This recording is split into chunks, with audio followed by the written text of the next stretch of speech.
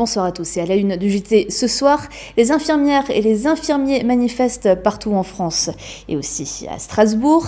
Le congrès des maires a débuté à Paris sous un fond de ras-le-bol général des élus locaux, rencontre avec quelques maires alsaciens et puis direction le Haut-Königsbourg pour des travaux de restauration assez spectaculaires. Ils se disent les grands oubliés de la réforme de la santé. Les infirmières et les infirmiers manifestaient aujourd'hui partout en France et à Strasbourg. À l'appel des syndicats, une mesure du plan santé concentre en particulier les critiques, la création d'assistants médicaux. Les infirmiers demandent notamment plus de reconnaissance. On les écoute au micro de Fanny Kunz. Ce qu'on demande, c'est une réévaluation de nos compétences. On a quand même un décret de compétences qui n'a pas été revu depuis une dizaine d'années et on aimerait que ça soit revu et que ça évolue en fonction de l'évolution des pratiques. On a plein de compétences, on a quand même un bac +3, plus encore 2 ans d'expérience à l'hôpital et ces compétences ne sont absolument pas reconnues. Il y a beaucoup de turnover dans les blocs.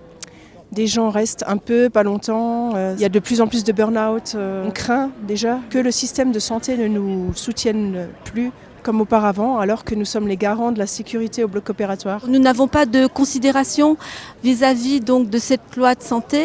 On est les oubliés et ce qu'on aimerait, c'est qu'on fasse quand même attention à cette profession parce que si on ne nous laisse pas travailler comme on devrait travailler, dans 5 ans, nous aurons disparu. Le 101e congrès des maires de France a débuté ce matin à Paris, porte de Versailles. Sur fond de malaise profond et de ras-le-bol de nombreux élus, les sénateurs du Bas-Rhin en ont profité pour inviter les maires du département à une rencontre plus informelle dans Paris et pour les remercier de leur travail au quotidien, Nora Bouriois.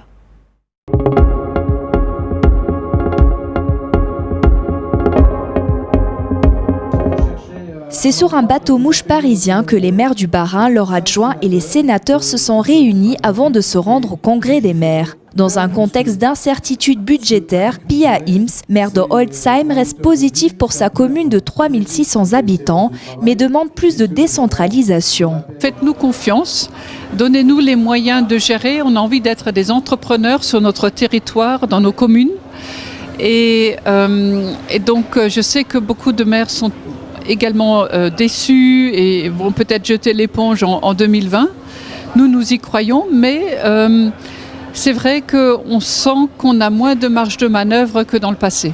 Entre désillusion et découragement, un maire sur 2 envisagerait de ne pas se représenter en 2020. Étienne Burger, maire de Kuttolsheim, en fait partie. Après un 5e mandat dans sa commune de 900 habitants, il estime avoir fait son temps, mais constate aussi que la fonction de maire demande de plus en plus de temps. Il faut dégager du temps pour ses concitoyens, mais aussi dégager du temps pour suivre les dossiers. C'est vrai que quand on gère une commune, il faut s'intéresser à des tas de choses. L'eau, l'assainissement, maintenant quelque chose qui est venu se rajouter, qui est le grand cycle de l'eau, la loi GEMAPI. Donc j'ai aussi des responsabilités au S2A, il faut vouloir s'engager pour être tout simplement au courant des choses. Certains maires alsaciens seront reçus mercredi soir à l'Élysée, mais quelques-uns ont décidé de décliner l'invitation par manque de considération de leurs fonctions. RGDS, partenaire des Alsaciens qui s'engagent. Le Forum mondial de la démocratie se poursuit jusqu'à demain à Strasbourg. Hier soir, l'ENA organisait à l'Hôtel de Ville une rencontre sur le thème de la carrière des femmes en Europe. Camille Roland.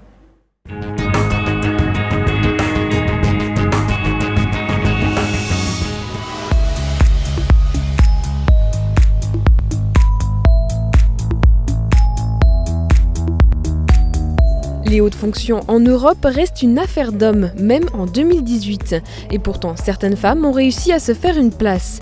2 d'entre elles sont venues témoigner dans le cadre du Forum européen de la démocratie. Ainsi, Julia Lafranc, juge estonienne à la Cour européenne des droits de l'homme et pionnière dans le genre. Au ministère de la Justice, j'étais vice-chancelier, à l'époque une seule femme, et mon assistante à l'époque était un homme. Et aussi à la Cour suprême en Estonie, j'étais la première femme de prendre une congé de maternité. Et je ne veux pas rester pionnière, je voudrais bien que ça continuera. Par exemple, l'Estonie a maintenant la première fois dans l'histoire une présidente. Mais j'espère qu'elle ne sera pas suivie des années que par les hommes, mais s'il y a les autres femmes qui sont aussi compétentes, beaucoup de talent, bien qualifiées, qu'il y aura aussi des femmes. Donc, pour moi, vraiment un signe que la démocratie est là pour accepter l'égalité des hommes et femmes, c'est quand il y a une femme dans l'opposition, qu'elle ne sera pas tout seule, qu'elle sera suivie aussi par les autres femmes. Il existe un paradoxe sur le vieux continent, 60% des diplômés universitaires sont des femmes, alors qu'elles ne seraient que 14% d'entre elles à occuper des postes de direction et à forte responsabilité selon l'Eurostat. Et il existe de profondes disparités selon les pays. Ainsi, les femmes sont très peu représentées à Chypre et Malte, au contraire de l'Estonie. C'est une situation partout en Europe, pas uniquement en Estonie. Et en ce moment, on réfléchit quoi faire pour un peu améliorer cette situation. Et je pense là, il faut surtout changer la mentalité, comment on pense aussi à la maison. Et il faut changer les préjudices, les clichés. Aussi qu'on parle de ces sujets, qu'on fait beaucoup de formations à l'école, à l'université. Et peut-être aussi qu'on a des lois. Des lois, il en existe, comme le pacte européen pour l'égalité entre les hommes et les femmes, signé en 2006. Mais pour Hélène Dollfus, professeure des universités, il existe un autre frein à la carrière, la difficulté à concilier vie familiale et professionnelle. En médecine, c'est quand même une profession qui est assez féminisée. Cependant, c'est vrai que quand on monte un peu en hiérarchie, les femmes se font plus rares et c'est certainement parce que pour certaines positions, il faut, par exemple, partir à l'étranger, se former dans d'autres services, avoir une certaine disponibilité à un âge où c'est justement l'âge où on va créer une famille. Encore aujourd'hui, dans leur parcours professionnel, les femmes font souvent face à des préjugés ou stéréotypes encore tenaces dans la société. Il y a certainement des stéréotypes et des réflexes dans notre société où finalement on imagine peut-être moins facilement une femme neurochirurgien. On a des images un peu d'épinal. Et c'est ça qu'il faudrait changer en fait dans l'éducation qu'on donne aux jeunes enfants, c'est de faire accepter en fait que des femmes peuvent remplir des fonctions qui sont habituellement pensées comme étant des fonctions masculines, comme le chercheur dans son laboratoire ou le chirurgien dans sa salle d'opération. En fait, non, il faut sortir de ces stéréotypes. Les femmes sont tout à fait capables d'assumer, comme on dit, le talent n'a pas de genre. Si le genre ne détermine pas le talent, il existe pourtant un plafond de verre qui empêche toujours les femmes d'occuper les hautes fonctions.